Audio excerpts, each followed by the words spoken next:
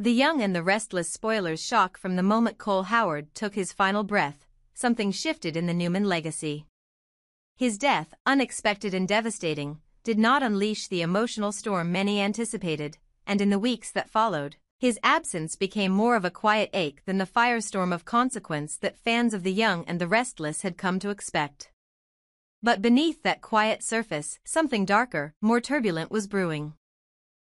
Now, as Victoria Newman and Claire Grace stand at the threshold of honoring the man who shaped much of their emotional world, the weight of memory and the threat of disruption conspire to turn a simple memorial into a battleground of legacy, loss, and looming danger. It all begins with a conversation, not dramatic on the surface, but laden with tension. Victoria, composed but cracking beneath the facade, sits across from Claire, whose connection to Cole was more poetic than lived, yet no less profound. Their eyes meet over the discussion of ashes, of how best to preserve a presence that has vanished. The choice of urn, the setting of the ceremony, the poem that Claire once heard Cole recite when she was still a child in the shadows, these decisions are rituals, but they carry the weight of validation, of confirming that Cole mattered. Yet the sense of urgency is absent. Most of the Newman family remains overseas, caught in the vortex of chaos that has erupted in Nice, France, where lies, betrayals, and a shadowy conspiracy have thrown the family into peril. With Victor, Nick, and Nikki entangled in high-stakes conflict abroad, Victoria's desire to delay the service isn't just about numbers. It's about protection. About control. About making sure no one can hijack Cole's memory, especially not Jordan. Jordan, a specter from the past with a vengeance still smoldering, lurks just beyond the edges of this story. Her hatred for the Newmans has not subsided. In fact, Cole's death may have only deepened it. The possibility that she could return to Genoa City under the guise of mourning, or worse, sabotage, hangs like a knife over the preparations. There are whispers that Jordan has already attempted contact with Claire, posing as someone from Cole's literary past. A letter, a memory, something intangible yet jarring, delivered in delicate handwriting but brimming with threat. Claire hasn't mentioned it to Victoria yet, but she keeps the note folded in her pocket like a ticking bomb. She is afraid that bringing it up will cause the memorial to be cancelled altogether. But secrets have never fared well in this family.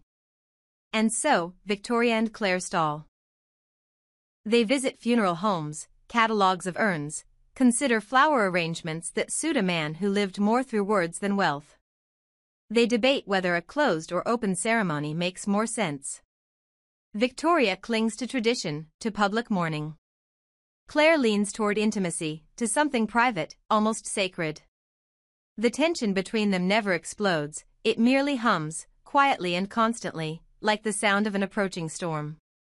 Meanwhile, the chaos in Nice continues to escalate. News reaches them in fragments, Victor embroiled in a confrontation that may have criminal implications, Nick rumored to have found evidence of a cover-up, Nikki in the hospital after a mysterious collapse. All of this pushes the memorial further down the list of priorities, but Victoria knows she can only delay for so long before Cole's memory becomes collateral damage in the family's international firestorm. There is talk of holding the service at Chancellor Park, where so many Newmans and Abbotts alike have found peace. There, perhaps, Cole could be honored in a way that reminded everyone of his gentleness, his contradictions, and the mark he left behind, not just on Victoria, but on the fabric of Genoa City. But even that serene setting has its risks. It is a public place, vulnerable to disruption. If Jordan intends to strike, if her goal is to turn a solemn tribute into a spectacle of revenge, Chancellor Park provides a perfect stage. And Victoria knows this. She's begun consulting with Chance behind closed doors, asking him not only for security, but for background checks on anyone who has recently returned to town. She doesn't share these fears with Claire, who remains fixated on the poem. He read it once, Claire says in a quiet moment, staring out a frosted window. I was 10. I think he was reading it for someone else, but I heard every word. And I want them to hear it now. I want them to feel it the way I did. And it's in that line, "the way I did," that the emotional linchpin of the story lies. Claire, though robbed of years with Cole, carries something few others do, a memory untainted by expectation, by ego, by the complications that adulthood brings. She remembers Cole as a voice, a presence, a warmth that felt different than the legacy of the Newmans. Her poem, she believes, is not just a reading. It's a reclaiming. A statement that she, too, has a right to grieve, to be heard, to be seen not as a ghost in someone else's story, but as a living part of Cole's truth. But the danger does not abate. Unknown to Claire, someone has been asking about the service at Crimson Lights. A woman, blonde, sunglasses, using a name that doesn't appear in any database. Sharon, suspicious but cautious, relayed the interaction to Nick before his flight back to France. And now, word has reached Victoria, Jordan may already be in town. The clock is ticking. The family must return, the service must be planned, and every decision by flower, urn, poem, venue, must now be made not only with emotion but with strategy. Victoria is no stranger to controlling a narrative, but this is different. This is about protecting something fragile, memory. She fears that if Jordan intervenes, Cole's death will be transformed from quiet grief into public theater. And fans, watching from the sidelines, feel the same. There has been collective dissatisfaction among viewers who believe Cole's death lacked the weight it deserved. No explosive fallout, no domino effect of betrayal or revelation. But that may yet come. The service, if properly timed, could reignite everything, draw old rivals into the open, expose secrets hidden in the ashes. If Jordan crashes the memorial, it will not be subtle. It will be chaos. And in that chaos, the show may finally deliver on what Cole's passing truly deserves, reckoning. Victoria senses this. She has begun preparing not just for mourning, but for battle. She has a backup plan, a smaller venue, and a private list of those she trusts implicitly. If the public service is compromised, she will not allow Cole's memory to be desecrated. She will hold something smaller, more intimate. Just her, Claire, and those who understood who he really was. A second poem. A second urn. A second chance to get it right. Claire, unaware of how close the threat looms, continues rehearsing. She has rewritten parts of the poem, adding a final stanza of her own. In it, she speaks not just to Cole, but to anyone who has ever stood at the crossroads of legacy and loss. It is a powerful moment waiting to happen, if the show allows it. If Y&R seizes this opportunity, the delayed memorial could become a masterstroke of emotional storytelling, a culmination of grief, conflict, healing, and threat, wrapped in the ashes of a man who still matters. And if Jordan comes? Let her. Because sometimes, the only way to honor the dead is to confront the living. From the beginning, the death of Cole Howard felt like an unfinished sentence, a moment that begged for punctuation but was left dangling in the wind. There had been no confrontation, no reckoning, no poetic full circle. It simply happened, quiet and clinical, and then life moved on. Or so it seemed. But the young and the restless, at its most powerful, has never been about letting life move on without a fight. And now, in the shadow of Cole's upcoming memorial, a storm is preparing to erupt, one that could change the entire trajectory of the Newman family and finally give Cole's death the magnitude it deserves. It begins with plans. Plans to honor, to reflect, to remember. Victoria, ever the pragmatic daughter trying to preserve some dignity amidst her grief, leads the arrangements.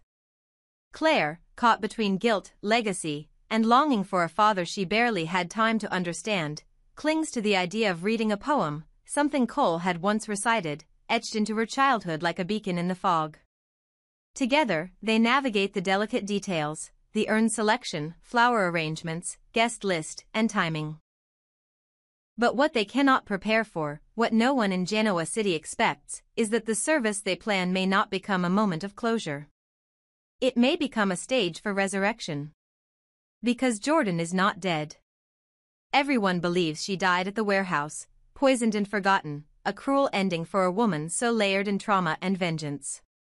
But the thing about Jordan is that her most dangerous skill is not her manipulation, nor her cruelty, but her survival instinct. She doesn't just endure, she adapts. Evolves. Disappears. And now, as Claire prepares to read that sacred poem, as Victoria holds her breath waiting for her family to return from France, as the circle of mourners begins to form around Cole's memory, Jordan watches from the shadows, plotting not just a return, but a reckoning. Her reappearance won't be loud at first. It never is. It begins with a flower delivered to Victoria's office, orchids, Cole's favorite. No card.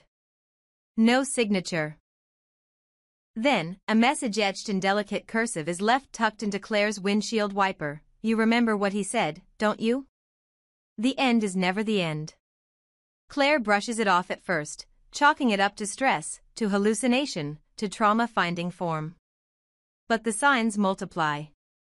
A flicker of blonde hair in the park.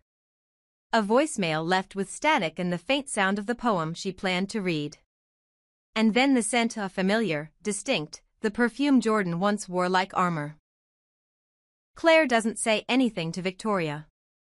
Not yet. The last time she warned her family about Jordan, no one believed her until it was almost too late. This time, she decides to collect proof. But Jordan is too smart for that. As the day of the memorial nears, tensions rise. Victor has yet to return from France. Nick is unreachable. Nikki is recovering. Summer is hesitant. Adam is watching, but saying nothing. The Newman family is fractured, emotionally and geographically, leaving Victoria and Claire isolated, exposed. Perfect conditions for Jordan to strike. And she does. Not with a weapon. Not with violence. But with fear. At midnight, Claire receives a package at the door of the Abbott guesthouse. Inside is a worn book of poetry with a page torn out. Taped to the page is a photograph, Claire, 6 years old, sitting beside Cole at the lake. The image is real.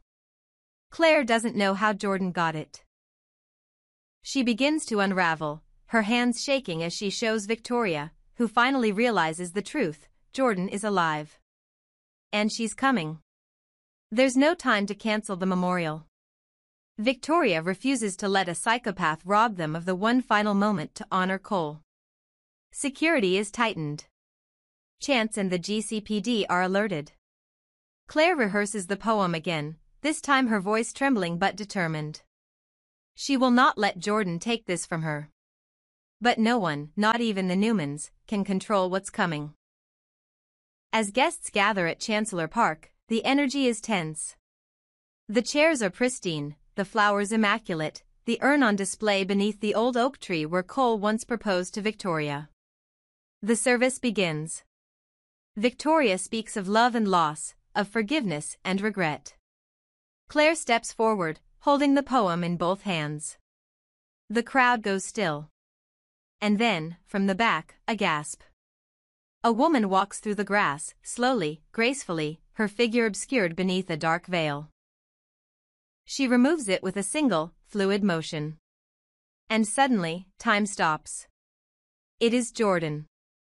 Pale. Alive. Smiling. Chaos erupts. Gasps become shouts. People rise from their seats.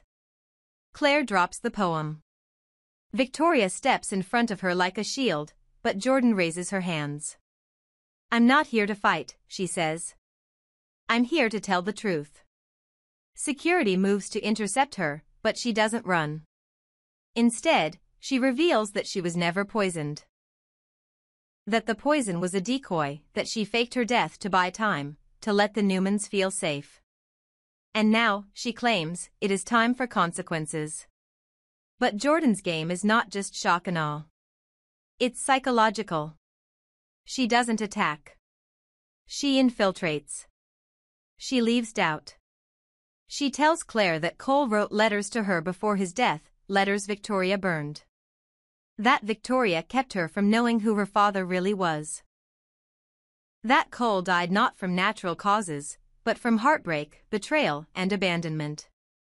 She doesn't provide evidence, just enough suggestion to crack the fragile trust between mother and daughter. And it works. The aftermath of the memorial is devastation. The media catches wind of Jordan's resurrection. The police investigate how she survived, who helped her, what her endgame is. Claire, rattled, begins to question everything. She avoids Victoria. She revisits old journals. She finds inconsistencies, gaps, moments where Victoria did in fact withhold truths about Cole. Whether Jordan is lying or not becomes secondary. The damage is done. And Jordan? She disappears once again. Not gone, but waiting. Watching. Whispering doubt into Claire's soul like poison in tea.